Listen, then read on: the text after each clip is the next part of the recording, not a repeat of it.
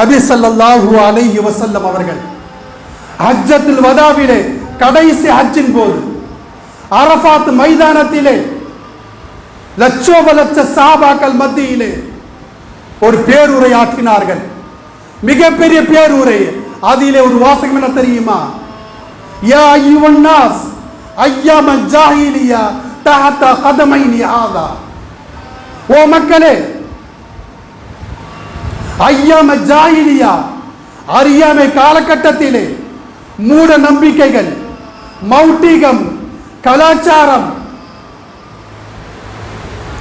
கெட்ட நேரம், கெட்ட காலம், சஃபர் மாதம், பீடை மாதம், இது போன்ற மூட நம்பிக்கைகள் இருக்கிறது. அவை அனைத்தையும் என்னுடைய காலுக்கு கீழே போட்டு புதைத்து விட்டேன், அழித்து விட்டேன் என்று சொன்னார்கள். யார் தன் வேலைக்காக வெளியே சென்று மூட நம்பிக்கையின் காரணமாக வீடு திரும்பி விட்டால் அல்லாஹ்வின் தூதர் சொல்றாங்க, அவன் ஷிர்க் வைத்து விட்டான், அவன் இணை வைத்து விட்டான் என்று. எவ்வளவு பெரிய பாவம் பாருங்க.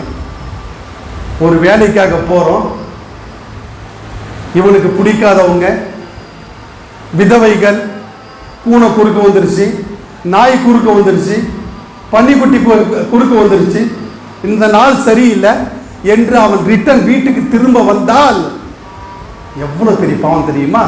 அல்லாஹ்வின் தூதர் சொல்றாங்க, அவன் ஷிர்க் இணை வைத்து விட்டான், அல்லாஹ் மேல நம்பிக்கை இல்லாம வச்சவன். இந்த சஃபருடைய மாதத்திலே கடைசி புதன் ஒன்று வரும். அதுக்கு பேர் என்ன தெரியுமா?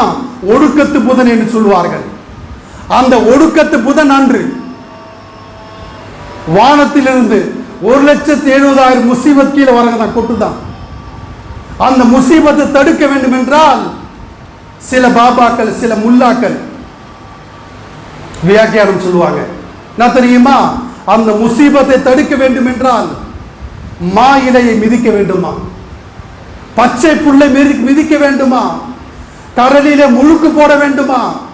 அப்படி இல்லையா பீங்கான்ல எழுதி, அரபி எழுத்துக்களை எழுதி குடிக்கணுமா? அது குடிச்சிட்டா இந்த முசீபத்தெல்லாம் போயிடுமா? எப்படி கண்டுபிடிச்சிருக்கான் பாருங்க. யார் யார் எது கண்டுபிடிக்கிறான், இவன் எது கண்டுபிடிச்சிருக்கான் பாருங்க. சஃபருடைய மாதத்தை சில முஸ்லிம்கள் பீடை மாதமாக, சஃபருடைய மாதம் வந்துவிட்டாலே பயப்படுவார்கள், அஞ்சுவார்கள். ஏன் தெரியுமா? பீடை மாதம் வந்து விட்டது, சகுனை மாதம் வந்து விட்டது, இந்த மாதத்திலே இது நடக்குமே அது நடக்குமே என்று அஞ்சுவார்கள். அன்பானவர்களே, ஒரு முஸ்லிமாக இருந்து இப்படி செய்தால், இப்படி எண்ணினால், இப்படி நினைத்தால் அது தவறு, அது குற்றம் என்பதை அறிந்து கொள்ள வேண்டும். அல்லாஹ்வின் தூதர் ஸல்லல்லாஹு அலைஹி வஸல்லம் சொல்றாங்க, மறுமை நாளிலே விசாரணையின்றி 70,000 முஸ்லிம்கள் சொர்க்கத்திற்கு செல்வார்கள். சஹாபாக்கள் கேட்டால், யா ரசூலுல்லாஹ், அல்லாஹ்வின் தூதரே, அந்த மக்கள் யார்? அப்போது அல்லாஹ்வின் தூதர் சொன்னாங்க, ஷிர்கான விஷயத்தை ஓதி பார்க்க மாட்டார்கள், பறவையை கொண்டு சகுனம் பார்க்க மாட்டார்கள்,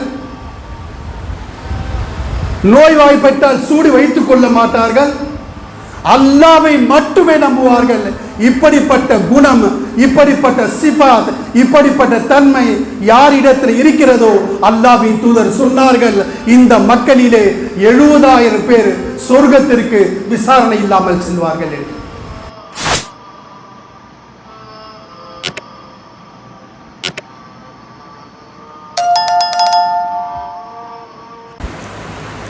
السلام عليكم ورحمة الله وبركاته. الحمد لله حمدا حمدا وشكر الله شكرا شكرا والصلاة والسلام على رسوله الكريم أما بعد فقد قال الله تبارك وتعالى في القرآن المجيد والفرقان الحميد. فأعوذ بالله من الشيطان الرجيم. بسم الله الرحمن الرحيم. وإن يمسسك الله بضر فلا كاشف له إلا هو وإن يردك بخير فلا راد لفضله يصيب به من يشاء من عباده وهو الغفور الرحيم. صدق الله العظيم. قال رسول الله صلى الله عليه وسلم: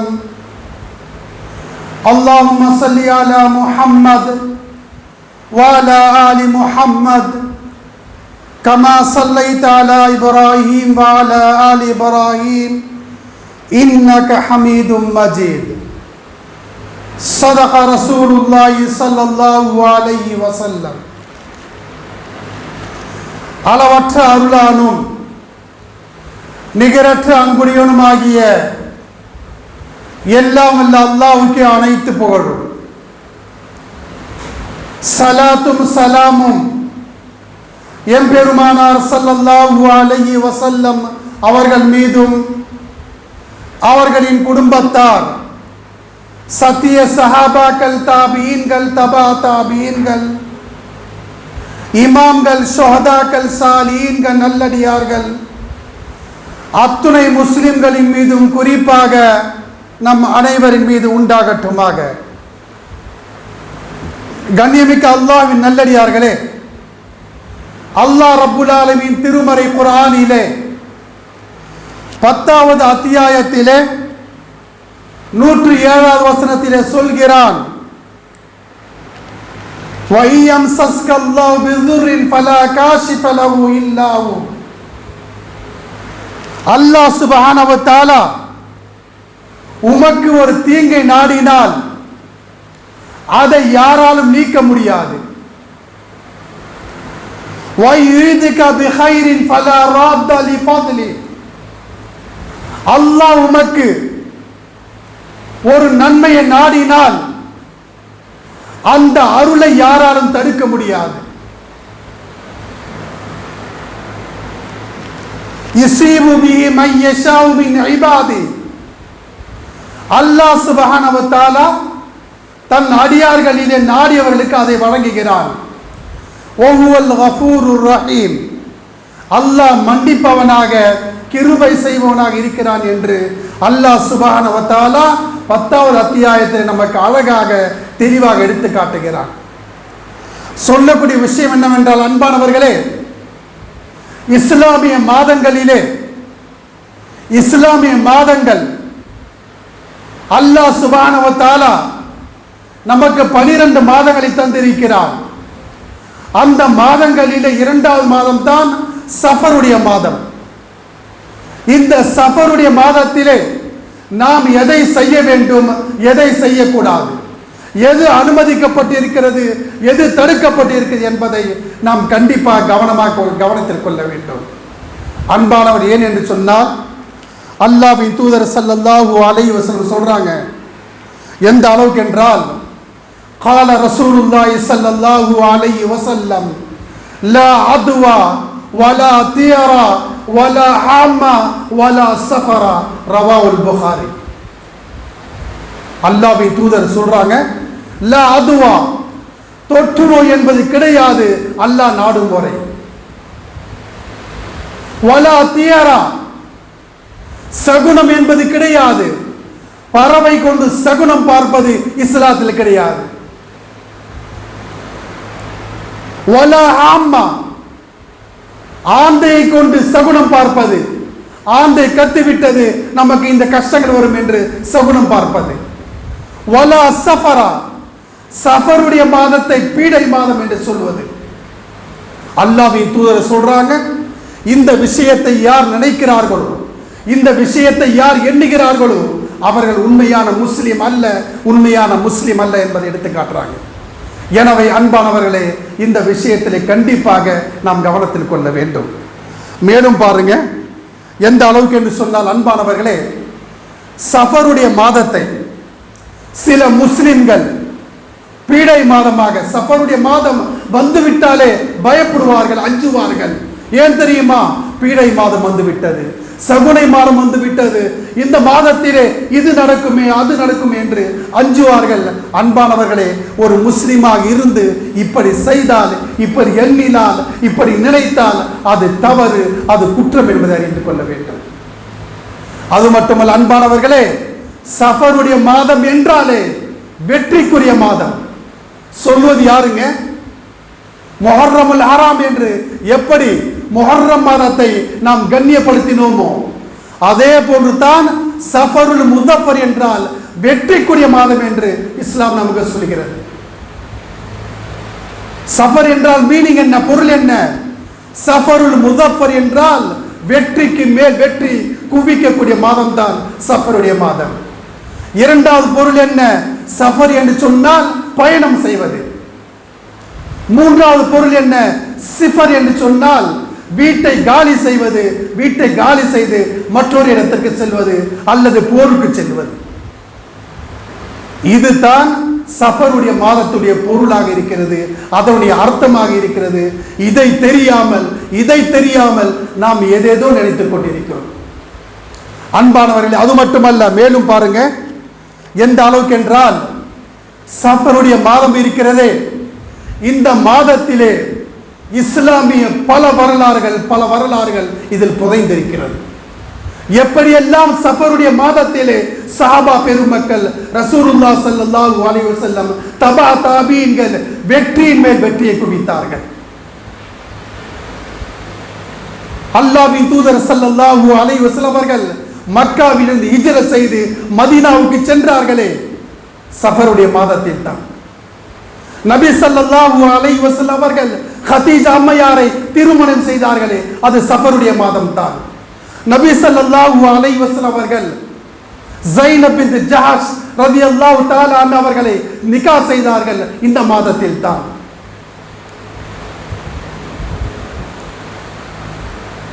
யூதர்கள் பலமாக இருந்த கோட்டை ஹைபர் கோட்டை, அந்த ஹைபர் கோட்டையை வெற்றி பெற்றது இந்த சஃபருடைய மாதத்தில் தான். அதே போல் அன்பானவர்களே, மக்கத்து காஃபிர்கள் முஸ்லிம்களை மக்காவில் இருக்கக்கூடிய முஸ்லிம்களை 13 ஆண்டுகள் தொடராக அவர்கள் கொடுமைப்படுத்தினார்கள், அநியாயம் செய்தார்கள், அக்கிரம் செய்தார்கள், அடித்தார்கள், துன்புறுத்தினார்கள். அதற்கெல்லாம் ஒரு பதில் அல்லாஹ் தந்தான். எப்போது தெரியுமா? நீங்கள் காஃபிர்கள் அடித்தால் திருப்பி அடியுங்கள், அவர்கள் யுத்தம் செய்தால் நீங்களும் யுத்தம் செய்யுங்கள் என்று அனுமதி தரப்பட்டது, வஹி அருளப்பட்டது இந்த சஃபருடைய மாதத்தில் தான்.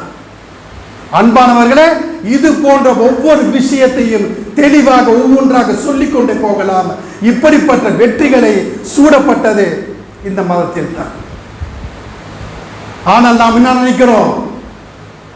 சகுனி மாதம், கெட்ட மாதம், மூட நம்பிக்கை உள்ளது என்று சொல்லி அன்பானவர்களே நேரத்தை கழித்துக் கொண்டிருக்கிறோம், பாவம் செய்து கொண்டிருக்கிறோம்.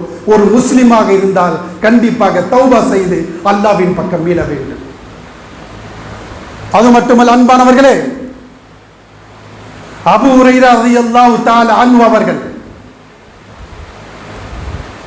சஹாபாக்களிலேயே நபி ஸல்லல்லாஹு அலைஹி வஸல்லம் அவர்களுக்கு நெருக்கமாக இருந்தார்கள். 5000க்கு அதிகமான ஹதீஸ்களை அவர்கள் அறிவிப்பு செய்திருக்கிறார்கள். எந்த நூலை எடுத்தாலும், எந்த கிதாபுகளை எடுத்தாலும், எந்த ஹதீஸ் கிரந்தத்தை எடுத்தாலும் அவருடைய பெயர் இல்லாமல், அவருடைய அறிவிப்பு இல்லாமல் அந்த ஹதீஸ் இருக்காது. அப்படிப்பட்ட பிரபலமானவர் தான் அபூ ஹுரைரா ரலியல்லாஹு அன்ஹு அவர்கள். அவர்கள் இஸ்லாத்தை தழுவியதே இந்த சஃபருடைய மாதத்தில் தான் சகோதரர்களே. இப்படியெல்லாம் வரலாற்று ரீதியாக எது எடுத்துக்கொண்டாலும் வெற்றியாகத்தான் இந்த சஃபருடைய மாதம் இருந்தது. ஆனால் நாம் என்ன செய்து கொண்டிருக்கிறோம் என்பதை சற்று சிந்தித்து பார்க்க வேண்டும் சகோதரர்களே. அது மட்டுமல்ல அன்பான மேலும் பாருங்க எந்த அளவுக்கு என்று சொன்னால் அன்பானவர்களே, அல்லாஹ்வின் தூதர் ஸல்லல்லாஹு அலைஹி வஸல்லம் சொல்றாங்க, மறுமை நாளிலே விசாரணையின்றி 70,000 முஸ்லிம்கள் சொர்க்கத்திற்கு செல்வார்கள். சஹாபாக்கள் கேட்டால் யா ரசூலல்லாஹ், அல்லாஹ்வின் தூதரே அந்த மக்கள் யார்? அப்போது அல்லாஹ்வின் தூதர் சொன்னாங்க, லா யர்கூனா லா யஸ்தர்கூனா வலா யததய்யரூனா வலா ரப்பிஹிம் யதவக்கலூன். அவர்கள் ஓதி பார்ப்பார்கள், ஷிர்கான குஃப்ரான் விஷயத்தை வைத்து ஓதி பார்க்க மாட்டார்கள். வலா யததய்யரூனா, பறவைகளை கொண்டு சகுனம் பார்க்க மாட்டார்கள். வலா, அன்பானவர்களே, மூன்றாவதாக சொல்கிறார்கள், நோய்வாய்ப்பட்டால் தன்னுடைய உடம்பிலே சூடு வைத்துக் கொள்ள மாட்டார்கள்.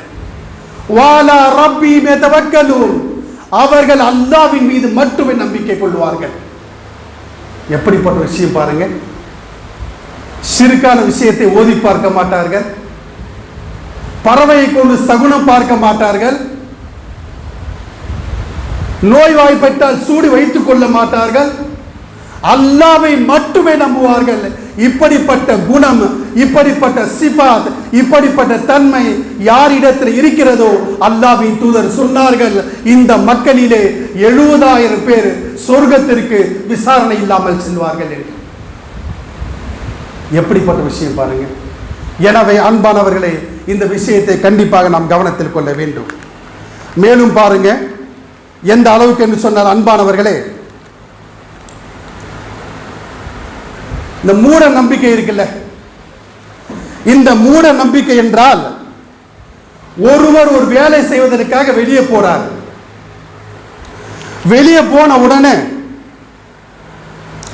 அவரது பார்வை ஒரு விதவையின் மீதோ ஒரு பேபாவின் மீதோ அல்லது பூனை குறுக்க போயிடுச்சு, கழுத கத்துது, ஆஹா யார் மூஞ்சில முழிச்சோமோ, இந்த மூஞ்சில முழிச்சிட்டோம், இப்ப போன வேலைக்காவது என்று வீடுக்கு திரும்ப அதாவது ரிட்டர்ன் வந்து விட்டால், வீடுக்கு திரும்ப விட்டால் அல்லாஹ்வின் தூதர் சொன்னாங்க, கால ரசூலுல்லாஹி ஸல்லல்லாஹு அலைஹி வஸல்லம், மன் ரத்தது தீரா அன் ஹாஜதி ஃபகத் அஷ்ரக், யார் தன் வேலைக்காக வெளியே சென்று மூட நம்பிக்கையின் காரணமாக வீடு திரும்பி விட்டால் அல்லாஹ்வின் தூதர் சொல்றாங்க, அவன் ஷிர்க் வைத்து விட்டான், அவன் இணை வைத்து விட்டான் என்று.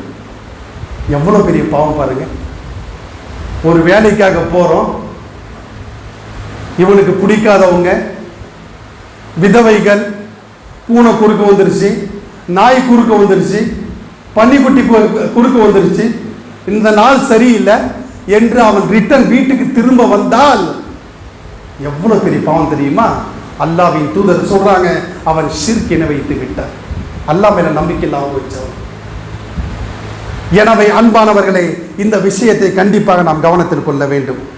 மேலும் பாருங்க, எந்த அளவுக்கு என்று சொன்னால் அன்பானவர்களே, நபி ஸல்லல்லாஹு அலைஹி வஸல்லம் அவர்கள் ஹஜ்ஜத்துல் வதாவிலே கடைசி ஹஜ்ஜின் போது அரஃபாத் மைதானத்திலே லட்சோப லட்ச சஹாபாக்கள் மத்தியிலே ஒரு பேருரை ஆற்றினார்கள், மிகப்பெரிய பேருரை.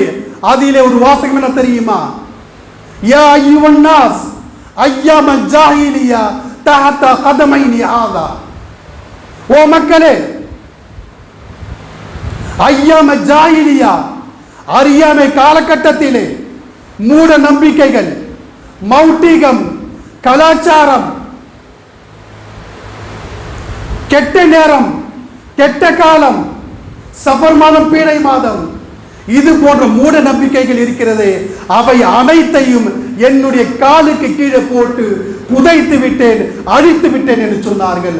இதற்கும் பிறகும் கூட ஐயாம ஜாஹிலியாவிலே எந்த பாவங்கள் செய்தீர்களோ, எந்த தவறுகள் செய்தீர்களோ, எந்த குற்றங்கள் செய்தீர்களோ, திரும்பவும் செய்தால் உங்கள் மீது மிகப்பெரிய குற்றம் என்று அதாவது தண்டித்தார்கள் சகோதரர்கள். மூட நம்பிக்கையா, மௌட்டிகமா, கலாச்சாரமா, கெட்ட நேரமா ஒரு முஸ்லிம் பார்க்க கூடாது. மாற்று மதத்தவன் பார்த்து போகிறான். ஒரு முஸ்லிமாக இருந்து நபி ஸல்லல்லாஹு அலைஹி வஸல்லம் மீது ஈமான் கொண்டவர்கள் யாரும் இதை பார்ப்பது மிகப்பெரிய தவறு சகோதரர்களே. இதை கண்டிப்பாக கவனத்தில் கொள்ள வேண்டும். அன்பானவர்கள், மேலும் பாருங்க, சில விஷயத்தை நாம் பார்ப்போம். சில முஸ்லிம்களை பார்ப்போம். அவங்க என்ன சொல்லுவாங்க தெரியுமா? சில வஸ்துக்களை பார்த்தால் இதெல்லாம் அதிர்ஷ்டம்பா, இது இருந்தா அதிர்ஷ்டமா, யார் சொன்னான் என்பது யார் அவனுக்கே தெரியாது. எப்படி என்றால் அன்பானவர்களே, கரப்பான் பூச்சி வீட்டிலே இருந்தால் பணம் கொட்டோ கொட்டோ என்று கொட்டுமா. அது மட்டுமல்ல, யாருக்காவது வாயில சிங்கப்பல் இருந்தால் அதுவும் அதிர்ஷ்டமா. அதே போல் அன்பானவர்களே, வீட்டிலே கிளியை வளர்த்தால் பணம் வந்து கொண்டே இருக்குமா. அதே போல் அன்பானவர்களே, கண் சிமிட்டி கொண்டால், கண் சிமிட்டினால் அதுவும் அதிர்ஷ்டமா. அதே போல கையில 5 விரல் இருக்குல்ல, 6 விரல் இருந்தால் அதுவும் அதிர்ஷ்டமா. அது கோளாறு என்று அவனுக்கு தெரியல. அதே போல் அன்பானவர்களே, கன்னத்திலே குழி விழுந்தால் அதுவும் அதிர்ஷ்டம் என்கிறார்கள். அதே போல கருநாக்கு, சில பேர் வாயில் அந்த நாக்கு இருக்குல்ல, அது கருப்பா இருக்கும், அந்த கருநாக்கு இருந்தாலும் அதிர்ஷ்டமா. அதே போல வண்ணத்து பூச்சி பறந்து கொண்டு வீட்டில் பறந்து கொண்டிருந்தால் மிகப்பெரிய ஒரு பரக்கத்தான். அன்பானவர்களே, ஒரு காஃபிர்களை இப்படி சிந்திக்கலாம், ஒரு முஸ்லிம்களை இப்படி சிந்திக்கலாம், மாற்று மதத்தவன் இப்படி சிந்திக்கலாம். ஒரு முஸ்லிமாக இருந்து வஸ்துக்களை பார்த்து இது அதிர்ஷ்டம், அது அதிர்ஷ்டம், இது அதிர்ஷ்டம் என்று சொல்லலாமா? மார்க்கத்துக்கு முரணான விஷயங்கள். அல்லாஹ் ரசூல் எதை கட்டளையிட்டாலோ அதற்கு மாறுபட்ட விஷயங்கள். சகோதரர்களே, இந்த விஷயத்திலே ஒவ்வொரு முஸ்லிம்களும் கவனத்தில் கொள்ள வேண்டும். அதேபோல் அன்பானவர் மேலும் பாருங்க, சில முஸ்லிம்களை பார்க்கிறோம், அவர்கள் சொல்வார்கள், துரதிர்ஷ்டத்துடைய லிஸ்ட் போடுவாங்க. என்ன துரதிர்ஷ்டம்னா, சுப காரியத்திலே விதவைகள் வந்தால் துரதிர்ஷ்டமா. பாருங்க, நல்ல காரியத்தில் பியாவாக்கள் வந்தால் துரதிர்ஷ்டமா. அதே போல இரவு நேரத்திலே பண்டங்களை மாற்றிக்கொண்டால் அது என்ன, அது தரித்திரமா. அதே போன்ற அன்பானவர்களே, பூனை குறுக்க வந்து விட்டால் அதுவும் தரித்திரமா. அதே போல திருமணத்தின் போது மணமகனுக்காக பாலை வைப்பாங்க, அந்த மிச்ச பாலை கன்னி பொண்ணு குடித்தால் என்ன செய்யுமா, சீக்கிரம் திருமணம் நடைபெறுமா. அதே போன்ற அன்பானவர்களே, சில இடத்துக்கு போயிட்டு தொட்டியில கட்டி குழந்தை ஆட்டினால் குழந்தை இல்லாதவர்களுக்கு குழந்தை பிறக்குமா. பாருங்க, ஒரு முஸ்லீமாக இருந்து கலிமா சொல்லி ஈமான்ல உறுதியா இருந்து இப்படிப்பட்ட மூட நம்பிக்கை எல்லாம் இருக்கலாமா? ஒரு முஸ்லீம் இப்படி சிந்திக்கலாமா? ஒரு முஸ்லீம் இப்படி எண்ணலாமா? அன்பானவர்களை திரும்பவும் சொல்கிறேன், இது காஃபிருடைய செயல், முஸ்லிக்கினுடைய செயல். மாற்று மாத்தவன் இதை செய்வான். ஆனால் ஒரு முஸ்லீமாக இருந்து இப்படி சிந்தித்தாலும் கூட, இப்படி யோசித்தாலும் கூட பாவம் பாவம், குற்றம் குற்றம் என்பதை அறிந்து கொள்ளுங்கள். மாற்று மாற்றம் எதை சிந்திக்கிறானோ, எதை செயல்படுகின்றானோ அதை பின்பற்றக்கூடிய காலம் நமக்கு வந்து விட்டது. நாம் குர்ஆனை ஹதீஸை அவனுக்கு போதிப்பதில்லை, அவன் சொல்வதை நாம் கேட்டுக்கொண்டிருக்கிறோம். அன்பானவை, இதையும் கண்டிப்பாக கவனத்தில் கொள்ள வேண்டும். மேலும் பாருங்க, கண்ணியமிக்க அல்லாஹ்வின் நல்லடியார்களே, சில முஸ்லிம்களை பார்ப்போம். அவங்க சொல்லுவாங்க, இந்த சஃபருடைய மாதத்தை பீடை மாதம் என்று ஏன்பா சொல்றீங்க? அதுக்கு ஒரு வியாக்கியானம் கொடுப்பாங்க. ஏன் தெரியுமா? ஹிஜ்ரி 11ஆம் ஆண்டு சஃபர் 26ஆம் தேதி நபி ஸல்லல்லாஹு அலைஹி வஸல்லம் அவர்கள் நோய்வாய்ப்பட்டார்கள். அந்த நோய் இருக்கிறது, அந்த காய்ச்சல் இருக்கிறது, தொடராக தொடராக சென்று ரபியுல் அவ்வல் மாதம் 12ஆம் தேதி நபி ஸல்லல்லாஹு அலைஹி வஸல்லம் வஃபாத் ஆனார்கள். வஃபாத் ஆயிட்டாங்கல்ல, அந்த நோய் எப்போ வந்துச்சு? சஃபருடைய மாதம் வந்துச்சு. அதனால தான் அந்த சஃபருடைய மாதத்தை பீடை மாதம் என்கிறோம், கெட்ட மாதம் என்கிறோம், கெட்ட நாள் என்கிறோம் என்று வியாக்கியானம் தருவார்கள். சகோதரர்களே, இது மிகப்பெரிய தவறு. அல்லாஹ் எதை நாடுகிறானோ அது தான் நடக்கும். அல்லாஹ் நாடியது தான் நடக்கும், நாம் நாடியது நடக்காது. இதுக்காக நீ மூட நம்பிக்கை ஈடுபடலாமா? இதற்காக தவறான விஷயம் ஈடுபடலாமா? எனவே அன்பானவர்களே, அல்லாஹ் சுப்ஹானஹு வ தஆலா எதை நாடுகிறானோ அது தான் நடக்கும். அது யார் நம்புகின்றானோ அது தான் உண்மையான முஸ்லிம் என்பதை நாம் கவனத்தில் கொள்ள வேண்டும் சகோதரர்கள். அதே போல பாருங்க, இந்த சஃபருடைய மாதத்திலே கடைசி புதன் ஒன்று வரும். அதுக்கு பேர் என்ன தெரியுமா? ஒடுக்கத்து புதன் என்று சொல்வார்கள். அந்த ஒடுக்கத்து புதன் அன்று வானத்திலிருந்து 1,70,000 முசீபத் கீழே வரதான் கொட்டுதான். அந்த முசீபத்தை தடுக்க வேண்டும் என்றால் சில பாபாக்கள் சில முல்லாக்கள் வியாக்கியானம் சொல்லுவாங்க. நான் தெரியுமா, அந்த முசீபத்தை தடுக்க வேண்டும் என்றால் மா இலையை மிதிக்க வேண்டுமா, பச்சை புல்லை மிதிக்க வேண்டுமா, கடலிலே முழுக்கு போட வேண்டுமா? அப்படி இல்லையா பீங்கான்ல எழுதி அரபி எழுத்துக்களை எழுதி குடிக்கணுமா? அது குடிச்சிட்டா இந்த முசீபத்தெல்லாம் போயிடுமா? எப்படி கண்டுபிடிச்சிருக்கான் பாருங்க. யார் யார் எது கண்டுபிடிக்கிறான், இவன் எது கண்டுபிடிச்சிருக்கான் பாருங்க. சகோதரர்களே, இது போன்ற செயல்கள், இது போன்ற மூட பழக்கங்கள் மிகப்பெரிய ஒரு கெட்ட விஷயம். ஒரு முஸ்லீமாக இருந்து கண்டிப்பாக இது செய்யக்கூடாது. இதை தான் அல்லாஹ் சுப்ஹானஹு வ தஆலா திருமறை குர்ஆனில் சொல்கிறான்.